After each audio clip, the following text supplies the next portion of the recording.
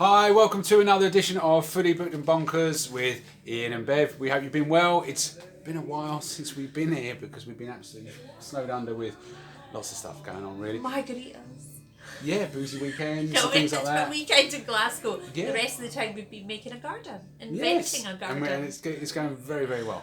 Right, tonight is American Dirt by Jeanine Cummins. Now, I remember this book because there was so much hype about it when it first came out, and I remember seeing it just blasted everywhere when it first came out. So much so that there was a 7-figure sum paid for this book. 9 publishers got into a 3-day bidding war over this book. I mean, it was massive. Yeah, author dreams are made of this. There were thousands and thousands of ARC reviews for it. Most of these authors, struggle to get 20 or 30 ARC reviews. Thousands, absolutely thousands of them.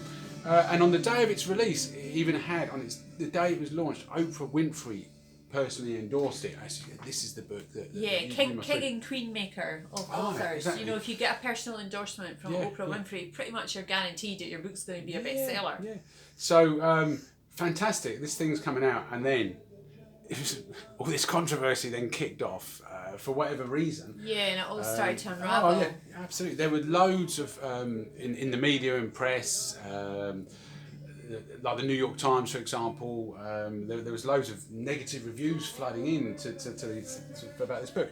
There was a letter signed by 142 other authors, writers themselves, accusing Cummins of, I'm going to read this, exploitation, inaccuracy, misrepresentation of Mexicans and migrants.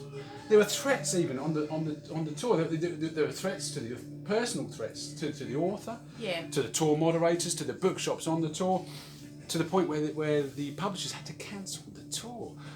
Yeah. Madness, absolute madness. So there's obviously something about this book. So Bev, you finally rescinded and actually got to read this book, didn't you? Yeah, all of that was going on kind of put me off reading it, because to me that is a real turn off. I'm not interested in that. But recently, one of the book groups that I'm on, and some people who post regularly, and she's actually one of the founders, one of the admins of the group, she posted that American Dirt was available for a limited period of time on Kindle for like 99p. And I thought, all right, okay, Universe is putting it my way, so I'll get it and I'll give it a bash. All the hype and everything's died down, so I can read it, and I'd actually forgotten a lot about it. So I actually read the book before I did a little bit of sort of back research onto Jeanine Cummins, who she is and what all the fuss was about. And a lot of the fuss but lay in the fact that she was misquoted or partially quoted as saying that she identified as being white. That was the start of her statement, because she also said in the same breath that she has Puerto Rican and Lebanese ancestry, but she identifies as white because she is kind of pale. Wasn't shall we say Irish or something? She's married to an Irishman, and right. he actually lived in the United States as an undocumented individual for 10 years. Okay. So not that him being sort of white and Irish and undocumented is the same perhaps as someone who's Latino and facing the same because of prejudices and racial prejudices in particular. So I'm not saying that, but what I am saying is that this is a woman from a very mixed heritage. So European heritage, really. Yeah, she's got European, Puerto Rican, and Lebanese heritage. So she's a bit of a mishmash. And who among us isn't? We're all immigrants. Really? We're all immigrants. Yeah, Yeah. exactly. And in America, about half the population there have got ancestry that rocked up in boats from Europe and planted their flags and said, well, we're claiming this as ours and we're living here now, and everybody's going to speak. Well, they did. Yeah, they subjugated and probably massacred a lot of the. Yeah, and they took over the country. So I can't really be doing with that because I just think you've got cheek. Right, but this is a work of fiction. Yes, it's Right. it's just a fiction. work of Remember fiction. that word, It's fiction. a story. It's a story. It's a story. Okay. So it makes you And wonder what was all the Well, context yeah, was. because it's like, where do we draw the line? You know, how damaging would it be to start silencing writers of fiction based upon them not having the right experience or the right credentials to tell a story? So that's like the writer of American Psycho. Oh, you can't read that book. You're not. That's disallowed because you're not a psychopath. Yeah, or Charles Dickens. You weren't an orphan or a pickpocket, so you shouldn't have written Oliver. Yeah. So where do you draw the those line? things are maybe sound a bit stupid, because obviously the subject material of American Dirt is very emotive, and I found it to be an incredible story. Yeah. And as a work of fiction, that's what I read. I didn't read It wasn't a biography. a misrepresentation of Mexican people or immigrants. I couldn't say that because I've not experienced that myself. Though we were immigrants ourselves for a while when we went to live in France. Yeah, we lived in France for many years. But we were very welcome. Yeah. So that was our experience. We were lucky. Anyway. So you've got this story, and it's absolutely mind blowing. It just takes you right into the action. You're a little boy, you're at your grandmother's house, everyone's in the garden, there's 18 of you, big family gathering, celebrating your cousin's 15th birthday. And you need to go to the toilet, but the last time you went to the toilet, one of your cousins came in while you were doing your business, and you're a bit embarrassed about that. So you want your mum to come and stand outside the door. So Lydia goes with Luca, who's 8, and he goes to the toilet, and mum is waiting outside. And while they're in the house, they hear the sounds of gunfire. And Lydia, it's Acapulco. Her husband is a journalist. He writes about the cartels, one cartel in particular. They have spoken about this at length because his life has been threatened. So she knows immediately what's going on. So she rushes in, she grabs her boy, and they get on the floor of the shower stall, and they are there, and you are right there with them, because she can hear his heart and he can hear her heart. They're so close together. And even their breathing seems too loud as one of the assassins, one of the sicario, come into the house because they're searching. They want to make sure that they've got everyone in the garden is dead by this time. These are 3 men with machine guns and God knows what else, and they have just massacred the entire family. And they're hiding in the shower stall, and this man comes in. She leaves the door open because she knows that the closed door will only make him think that there's someone hiding in the room, and he'll come in and he'll be aware of that. So she leaves the bathroom door open. So when he comes in to use the facilities, and he pees, and then he washes his hands and he leaves. And he goes outside, and they laugh and they take photos as proof of their kills. And that's it. Lydia, even though Lydia and Luca have survived, that's it, their life is over. Things will never be the same for them again. She knows that they're dead because of what her husband has written, and they are targets, and they are hunted, and they have to leave now. They do not have time to even go home, to pack a bag, to take toys. It's too dangerous. That's the first place they're going to look. So she can't trust anybody. She can't trust the police who come, because the police obviously do show up. But funnily enough, just before this book came to me, I had read the Sicario, the actual biography of one of the Sicarios those films with Benicio del Toro, that sort of loosely based around that. So when Lydia starts thinking the way she is, and when she's thinking that Lydia's a mum, and she can't trust anyone, they can't even trust the police, and they can't trust children. You can't trust anyone. Bus drivers, hotel staff, anyone. Because they're all in the pockets of the cartel. They're either working for the cartel, indebted to the cartel, or just terrified. So they will give your game away.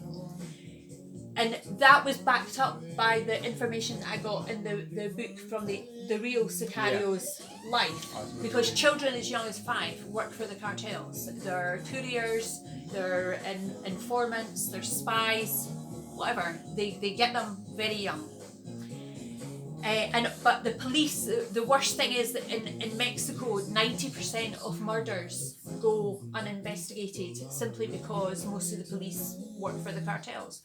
The cartels don't want the murders investigated, and so they aren't. So when the police show up in Lydia's mother's garden to put out their little yellow markers for evidence and take photos and take notes and interview her, all of that she knows is just going to be gathered up and it's just going to be shelved, and it could sit there for eternity and no one will care. So she has to go through the motions, knowing all the time that all she wants to do is flee. And eventually, when she does manage to get away from the police, and also, you know, the police are probably on their phone, probably texting and saying, "Oh, by the way, you missed the wife and the kids. You know, we've got 2 here, we've got 2 live ones here. You send the boys round." So she manages to get away, and it's this is her journey, and this is the book, and you are walking in Lydia's shoes for this terrible journey. It's very dangerous, terrifying. In fact, what is she trying to do? Well, she's trying to get out of Mexico. So she's going to America. So she's heading for America. There's no point in trying to go to any of the other neighbouring Central American countries because the cartels are everywhere. And even though the cartels fight with each other, they also communicate. And you know, not only is Lydia hunted, but she's also like there's a bounty on her head. So there's a reward for her. So even if you're not in the cartel that are hunting for her, they'll pay you for information about her whereabouts. So so the cartel that undertook this massacre, they know that she's alive.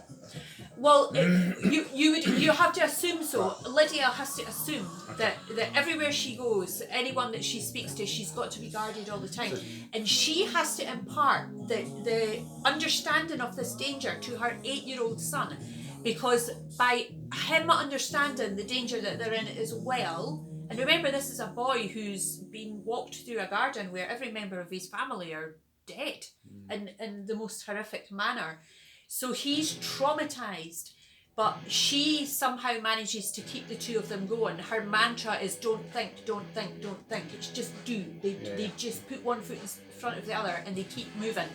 And she, by imparting this terror into this little boy, this is how they're going to survive and escape. And she has this idea in her head that they can get on a flight from Acapulco and they can go to Tijuana, which is near the Californian border, and they it'll be a hop, step and a jump to get over the border from there. But of course, when she rocks up at the airport, James L. Jones likes Tijuana. He does, yeah, bang bang. Right, oh, sorry. Big Bang Theory. She goes to the airport, and of course she's not had time to think or grieve or any of that. And of course they won't let her travel because she doesn't have her son's birth certificate. Okay. So she's then back out in the streets thinking she's got hundreds and hundreds of miles to go. She's lucky she does have some money. Okay. So she's got that as a resource. But all her life, she's been aware of this great migration of her own people and other Central American people, all heading to America for a better life. And a lot of the time, they want to escape the cartels. They want to live in a country that is not controlled by the cartels. But for her, it's a matter of life and death. She has to get there somehow. So the only way that she knows is the worst way is to join the most desperate people, the most destitute people on La Bestia. La Bestia is the name of the trains, the freight trains that run up and down Central America. Yeah. They're full of freight, but their roofs are home to migrants. Now, at every station, American dollars have paid for massive big fences, big impressive, look at this as American dollars are keeping migrants away from your country. They can't get on the trains. But all they have to do is get on and off the trains while they're moving, because the fences are not... Only goes as far as the station. Exactly, Yeah. Just in a little way, either side, north and south. And as Lydia and her son, as she's contemplating the fact that I have to get on this train while it's moving with an 8-year-old boy, like how the hell are we going to achieve that? They're walking along and they pass under an underpass and there's 2 girls sitting with their feet dangling over, and this is Rebeca and Soledad. They are 14 and 15 years old, and they kind of form a little group, and Lydia ends up, this is she's the mum, the matriarch to this little family. Family's expanded. What's left of it now? Yeah. But the girls have got a good idea, and they tell her how you can jump down from the overpasses. You can jump down onto the roof of the train, so you don't have to run along the side and risk being sucked under, or knocked off, or killed in any manner of ways. So, but then you get Rebeca and Soledad's story as well. And they're from Honduras, and they're both very beautiful, and as soon as Lydia sees them, she just knows that their beauty is such a burden. Because the women that are making this journey, rape is almost like expected. It's like a toll that they have to pay. And then there's the fact that they could be kidnapped, they could be bought and sold, trafficked. Everyone gets robbed. You said something about on this train journey, even like you said about the children. Even children are employed by the cartel. Yes, as spies, but also to try and lure them to safety with offers of jobs and things. But they're actually luring them to sex traffickers, and these are children as young, like little girls, like 5 or 6. And I know that this is a work of fiction, but all the time that I was reading this book and reading this story and walking in Lydia's shoes, and the detail is really intense. It's really emotional. So, this isn't a story that that you're going to think, oh wow, that was wonderful. You're going to think, excuse my language, but you're just going to think, fuck me, what the hell? This is hell. This woman goes through absolute hell. And all the time she has to not just think about herself, but she's got to protect her son. And then she ends up with a certain amount of responsibility for 2 other girls as well. Right. And her journey is horrendous. But Jeanine Cummins is a really, really good... She's a craftsman as far as writing a story is concerned. Was this her first? No, this is her 4th book. Right. But I just feel that when I found out that all of these people had written, all of these other writers had signed this letter, it's almost like a petition against her. And I think, God, why would you do that? How would you like it if someone did that to you when for a book that you'd written? I mean, how would I feel? You've got in your debut novel, Conspiracy of Cats. There's some controversy there's some controversy in that, which we'll put, and people always said, there's bits I skimmed over. Now there's like people writing and say, no, you should. Yeah, exactly. That I should be stoned because of something that I have a character do. Or also because I've written about a country that I've never actually been to, and a lot of my characters are black. So am I misrepresenting black people by doing that? It really made me think about the motives of the people who were doing this, and I don't understand it. I really don't. It's like a form of bullying, and I didn't like it. But I did like American Dirt. I thought it was a fantastic story. It's an incredible journey that you go on with this woman and her child, and you learn, okay, it's fiction, but I do believe that the women who make these journeys face similar or same terrors. Not just the women, the men as well. The men have got their own burdens to carry, and I think that I'm not a racist, and this has just cemented that fact even more, that we've got to stop building walls. We can't be doing that, and we have to be thinking about why people are making such dangerous journeys. And maybe that's what Jeanine Cummins was just trying to highlight in her own way with a story, and a very, very good story. We should be building bridges, not walls, really. Exactly. Yeah. It's madness. So I don't understand why the controversy, because to me it's a work of fiction. It sounds like a horrendous story for what went on. It's a fantastic story. Yeah. No, it's a real story. I mean, if they made this into a film, it would be absolutely, you would just love it. It would blow you away. and it would hopefully make you think about attitudes towards migration, and maybe make you question your own beliefs, and hopefully change you for the better. It's great when books can do that to you. Well, yeah, books can inspire anything from emotion to revolution, and for me, American Dirt was definitely an emotive read, and I thoroughly recommend it, but not as an easy read. So you wouldn't sit on the beach on holiday, maybe read? Well, you gosh, maybe would. I don't know. I sat in a chair very comfortably reading cried. it with my dogs, and yes, I did cry quite a lot of parts. Yeah, I found it quite heartbreaking, but I could not put it down. Once I got into that story, I was just, oh my god, I'd waken up in the middle of the night and I was like, oh, like Lydia, back to Lydia, what's happening? Where's she going now? Let's get this woman. Let's get this woman to American Dirt, and that's what the goal was. I did ask, what does it mean by American Dirt? And you did tell me, but let's not give the story away. Wow. Well, that sounds quite. That's the cover that the copy that I have, but I know it's had a few editions, and the cover has changed. I finished reading Bev's manuscript for a second novel, and I cried as well. So many bloody times. Because you've changed it so many times since I first read it. We've been yapping for over 20 minutes. I know, we should really go really. Anyway, we'll call it a night, I think. Shall we? So, thanks very much for watching American Dirt. Read it and weep. Amazing. Yeah? It really is a fantastic story. I love Lydia. Absolutely loved her as a character. Oh, there she comes. There you go. Sorry, we were getting in trouble. This is Ruby. Hey, Rubes. Say hello. All right. Right, can you lie down? She doesn't like not getting attention. So we speak to the camera and stuff, and then she's looking at us going, when you're awake, and I don't know why, because you had a long walk after supper. Right, listen, thanks very much for joining us. That was 20 odd minutes of chat about American Dirt. Of our personal opinions of some very complex issues that we are not experts on.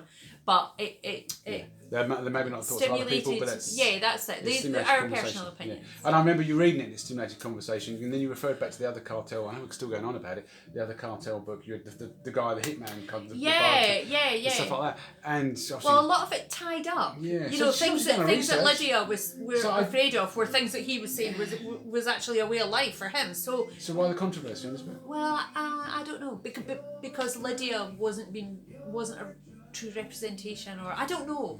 No. We'll never know. But anyway, American Dirt, read it. It's fiction.